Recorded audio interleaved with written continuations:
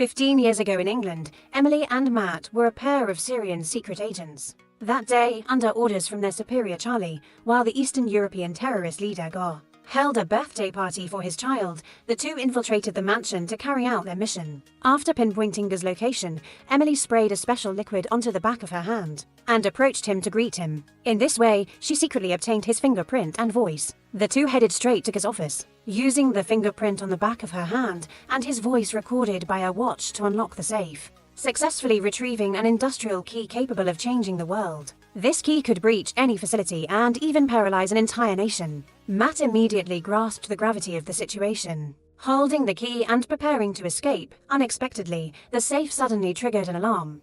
Guards burst in upon hearing it, forcing the two to fight. They battled their way out and eventually drove away from the mansion. Arriving at Zombie 6 Airport, they were coincidentally greeted by none other than Emily's ex-boyfriend Baron, who smiled warmly at her, but was cold toward Matt. Matt retaliated by flashing the car key at him. After the plane took off, Matt reached for a glass of champagne to celebrate the mission's success, but Emily suddenly dropped a bombshell. She was pregnant with Matt's child, leaving him shocked and overjoyed instantly. He resolved to take responsibility for Emily no matter what. But just as they were about to get intimate, Emily suddenly felt nauseous. She rushed to the bathroom, only for a flight attendant to tell her the bathroom was out of order. As a top agent, Emily immediately sensed something was wrong. She was about to quietly warn Matt when the flight attendant drew a gun, holding her at bay and threatening Matt to hand over the key. Matt didn't dare act recklessly and obediently picked up the box. But after glancing at Emily, he tossed it into the air. Emily seized the moment of the enemy's distraction to strike decisively. A fierce fight broke out instantly amid the chaos. The flight attendant dropped the gun aimed at Emily. Seeing this, Matt rushed to intervene. Blocking the shot, the bullet struck the pilot's head, causing the plane to spiral out of control and plummet. Just as the flight attendant grabbed the box, the plane's tail crashed into a mountainside. A powerful suction yanked him out, though Emily and Matt had taken down all enemies. The plane was about to plunge into a ravine. In a life-or-death moment, Matt strapped the only remaining parachute onto Emily, urging her to care for their child. But Emily refused to abandon him, decisively clamping her legs around Matt. She deployed the parachute, narrowly escaping death. After landing safely, Matt reflected on their future if they continued as agents. They couldn't provide their child with a stable family environment. Now, they could use the plane crash as a chance to fake their deaths and escape to live as ordinary people. Hearing this, Emily happily agreed. Though starting over meant cutting ties with her mother, their relationship had never been good anyway. Emily didn't see it as much of a loss. And so, the two went off the grid and began a new life. 15 years passed in a flash. Emily and Matt now had 2 children, a boy and a girl. But their lives were far from easy. Their eldest daughter Alice was rebellious, refusing to communicate with her parents, while their youngest son Leo was introverted and solitary. Spending all day immersed in electronic devices, the couple struggled to raise their kids, with little success. After dropping the kids at school, Emily suddenly peered through binoculars and saw Alice standing intimately with a boy. Matt, hearing this, grew furious, snatching the binoculars, grinding his teeth, ready to teach the boy a lesson. Their odd behavior was quickly noticed by Alice. She called them directly, confronting what they were doing, and said she'd go to a friend's house after school to study. When night fell, Emily was still lamenting her daughter's failure to understand her struggles when she noticed Alice's computer constantly receiving messages. She hesitated but decided to sneak a peek. After opening it, she didn't know the password and nearly gave up.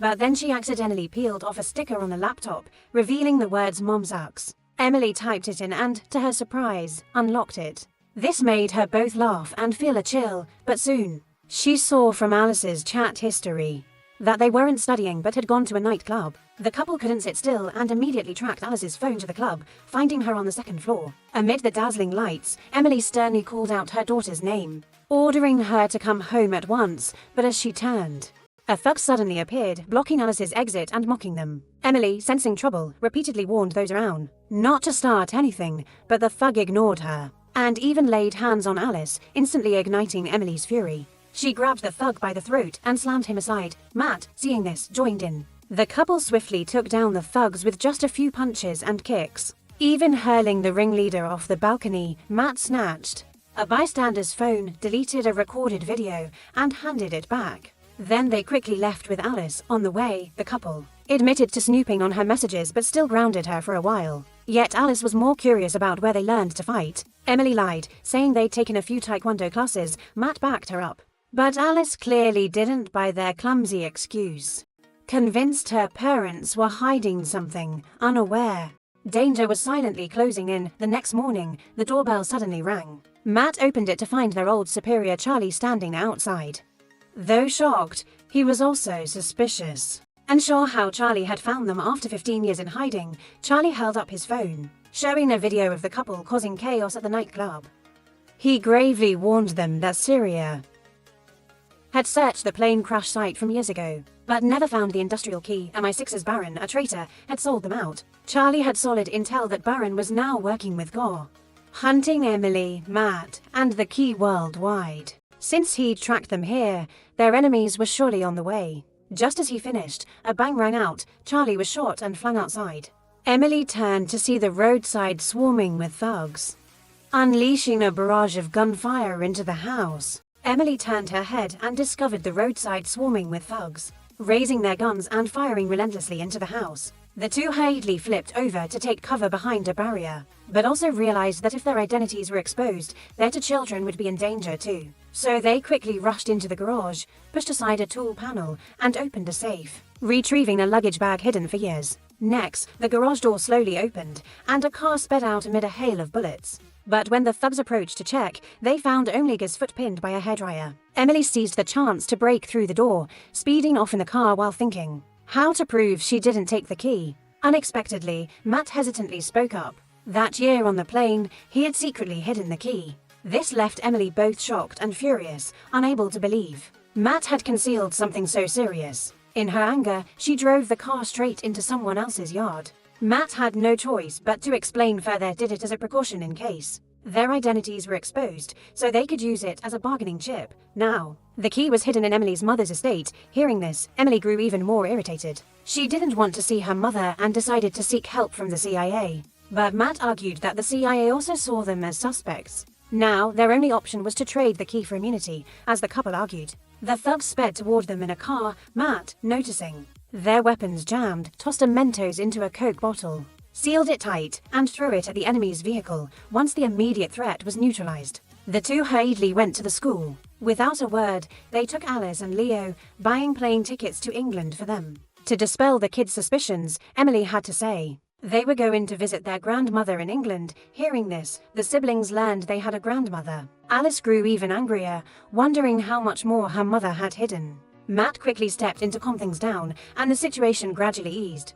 The next day, the family arrived in London. Emily used fake passports to pass through security smoothly, putting the kids on a tour bus outside. Upon reaching a parking lot, Matt noticed a family jeep and signaled Emily. Emily understood, intentionally crashing into the owner's car as they got in. Then she quietly handed the key to Matt, and just like that, they secured a vehicle. Unbeknownst to them, one of Guy's henchmen on the bus saw the four leave. He quickly reported to Gore. At the same time, Baron learned Emily and Matt were back. Through airport surveillance, he immediately ordered a manhunt. As tensions rose, Matt's family drove forward. To avoid being tracked, he asked the siblings to hand their phones to Emily. Emily silently removed her earring, took out a phone card, and snapped it, but they hadn't gone far. When the car's gas tank ran dry, Matt had to pull into a roadside gas station. He told Alice to take Leo into the convenience store for food, not noticing she had secretly taken her passport. While shopping, Alice peeked inside it, discovering the person wasn't her. Realizing it was yet another lie, Alice's anger deepened, seeing Leo with his gaming device. She told her brother to search online for the name in the passport. The results revealed the person had died 55 years ago. Matt and Emily, unaware their secret was out, were discussing their next move when they suddenly noticed hostile thugs surrounding them. Realizing they were Guy's men, they acted without hesitation. Matt ignited the gas pump nozzle, spraying fierce flames that made the thugs retreat in fear. Emily grabbed a tool to attack first. The siblings in the store froze in shock at the sight, watching their parents take down enemies one by one, even reassuring them it was fine. Once the danger was handled, Matt hurriedly got the kids into the car. Emily suddenly spotted a man trying to stand. She decisively reversed the car, knocking him flying, further terrifying Alice and Leo, who thought their parents were terrorists. Before Emily could explain, she saw Baron passing by with his men. She quickly started the car and sped off in the opposite direction. Baron decisively ordered a U-turn to pursue. Seeing this, Matt leaned out the sunroof, precisely shooting the chain off a nearby truck, causing sewer pipes to fall and shooting out tires to block the road. Successfully stopping the pursuers, Alice again asked about their parents' identities. Matt realized they couldn't hide it anymore. Looking at Emily, he admitted they were once Syrian agents. Leo was thrilled. Even Alice thought they were cool. But Emily sensed something off. She'd turned off all phones. So how were the enemies still finding them? Leo, not daring to hide it, quietly admitted he'd used his gaming device to search online. Matt quickly grabbed it and tossed it at an oncoming truck. By then, Baron and his crew had investigated the gas station, identifying as men from a neck tattoo, but his assistant found it odd.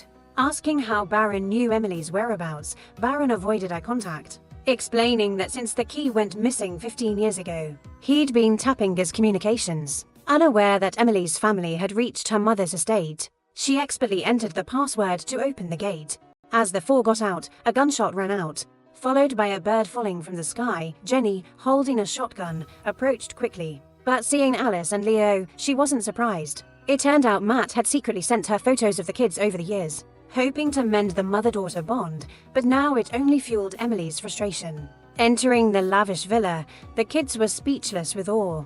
Matt, knowing time was short, wanted to grab the key and leave. During the talk, a tall man approached. It was Jenny's boyfriend, Nizo. Their affectionate display left Matt's family stunned. Nizo, unfazed, eagerly said he was trying to join MI6. Seeing the topic stray, Matt quickly told Nizo to take the kids to play, then explained their purpose to Jenny, but she reproached them for bringing trouble to her home. Emily, upset, stressed that she always tried to be a better mother than Jenny, not noticing Alice quietly standing by the door. Jenny bluntly pointed out that despite Emily's efforts for her daughter, she'd still be resented, a phase all parents face during puberty, and mentioned Emily's grudge against her for sending her to America as a child. But Emily forgot it was her own choice. After speaking, Jenny glanced at eavesdropping Alice, startling her. Jenny glanced toward Alice, who was eavesdropping, startling the girl. She hurriedly turned and walked away, no longer wanting to waste words, deciding to learn more about her two grandchildren, but they didn't know that Baron had intercepted the truck carrying the gaming device, pinpointing their approximate location via satellite surveillance. His assistant checked the map and discovered Jenny's estate nearby.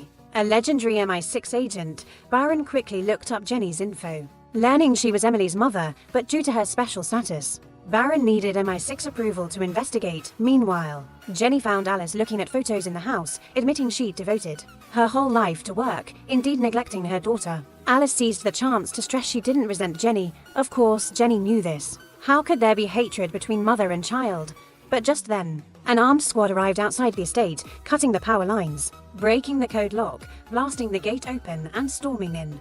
Matt, still unaware of what was happening, led Emily to the estate's wine cellar, removing a metal plate and retrieving the key hidden for 15 years. Inside the bag was a letter he'd written to Emily, hoping she'd forgive him. He'd done it all to protect the family. These heartfelt words deeply moved Emily, but before she could finish speaking, the sound of helicopter blades roared overhead. They instantly realized the estate was compromised, rushing through a side door to the kitchen, only to find Jenny and Nizo restrained. Emily cut her mother's ropes, then joined Matt to find their son, but as they entered the main hall, mercenaries appeared from all directions. Emily and Matt didn't dare resist, obediently following them to an inner room. Seeing Alice and Leo surrounded by enemies, Matt, fearing for his kids, didn't hesitate to pull out the key. Unexpectedly, Jack stepped out, revealing he was the mastermind. The fatal bullet had been a movie prop. Smearing Baron was to stop Emily and Matt from seeking help. Jack took the key, handing it to a subordinate. After confirming it still worked, he grew even smugger, recounting his experiences. After Emily and Matt vanished that year, Jack was sidelined by the CIA for the failed mission. Within a year, he'd lost everything, left penniless. Over the years, he'd been hunting the key to reclaim all he'd lost. As he rambled on, two mercenaries entered the kitchen. Seeing Jenny and Nizo still seated, they let their guard down, standing watch outside. Jenny seized the moment, grabbing a knife and a tranquilizer gun from under the cabinet, shooting both down. She then poured oil on the floor, lit the stove, and placed an iron pan on it.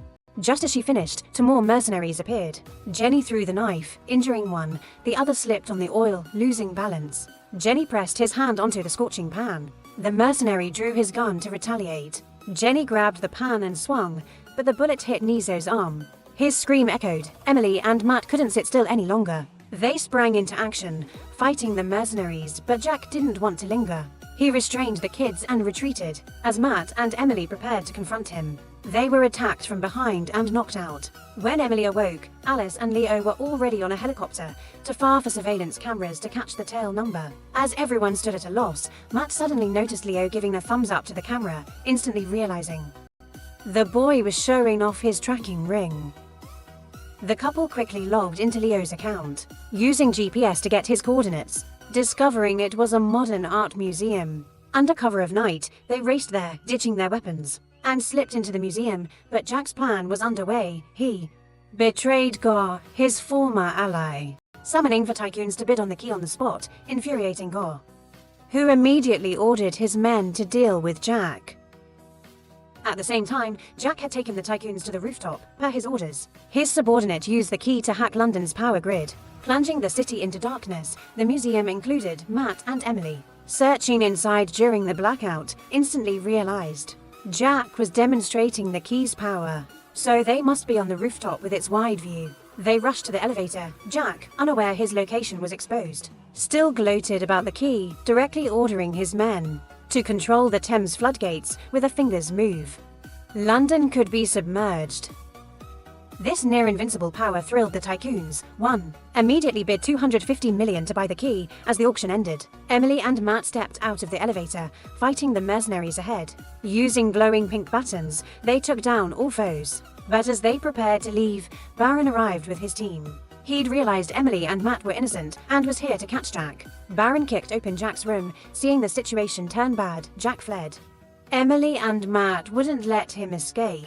They leapt down the stairs in pursuit, but upon exiting the museum, they were blocked by two of G's men, forced to watch Jack take the kids onto a high-speed boat. Luckily, Jenny arrived in time. Using a sniper rifle to take out the two, Emily and Matt seized the chance to chase Jack on a motorcycle along the river.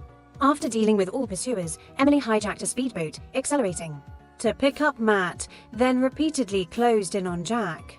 Jack, realizing the situation was dire, ordered his men to open the floodgates. To escape to open water, his subordinate completed the task, then took the key to the rendezvous. Unbeknownst to him, Nizo, in a car, saw it. Nizo floored the gas, ramming him, knocking him out, then used the key to close the floodgates successfully. Meanwhile, Emily and Matt boarded Jack's boat, fighting his guards. One tried to take Alice hostage but was knocked out by Leo with a fire extinguisher. As they neared the floodgates, Emily put life vests on the kids and threw them into the water. Then, with Matt, she took down Jack and jumped overboard. When Jack came to, his boat crashed into the floodgates, erupting in flames. The danger was fully resolved. As dawn broke, the family returned to shore safely. Emily hugged her daughter. Matt praised his son's bravery. Jenny and Nizo approached. Mother and daughter embraced tightly. Past grievances melted away like smoke. With everything settled, the family returned to the US together. Everything had settled down, and the whole family returned to the US together, witnessing Alice win a soccer match, but because she hadn't attended class for days. This time Alice really had to go to a friend's house to catch up on studies. Jenny and Nizo said they could look after Leo, which made the couple breathe a sigh of relief, feeling they could finally rest. However, just as they got into the car, Baron appeared in the backseat, saying MI6 hadn't found Jack's body, meaning he'd escaped with the key. The situation was urgent, and they needed to recruit Emily's father for the mission. Matt was stunned, since he'd never heard his wife mention her father. Emily looked flustered. Clearly, their story wasn't over yet. Back in Action is an action film released in 2025. On a 5-star scale, I'd give the characters 3.5 stars. Notably, this is the latest work from lead actress Kim Min-seo. After 15 years away from the screen, coincidentally, her last film 15 years ago was also a collaboration with lead actor Jimmy Fox. Who knows if this is fate or not? For the plot, I'd give 3 stars. Overall, it's a typical American blockbuster, with fights, chases, humor, and emotion. The first half focuses on the bittersweet conflicts between Emily, Matt, and their kids. After they start a family, the pacing is fairly well arranged. But once the villain's identity is revealed, the story plummets uncontrollably. Jack's ridiculous actions made me shake my head. In exasperation, of course, this is just my personal take. What do you think of Kim Min-seo's comeback in this film? Leave your comments below to discuss together. A film's worth lies in its reputation, while a review's value lies in its storytelling. That's where today's story ends. Thanks for watching. What did you think of the movie? Drop your comments below.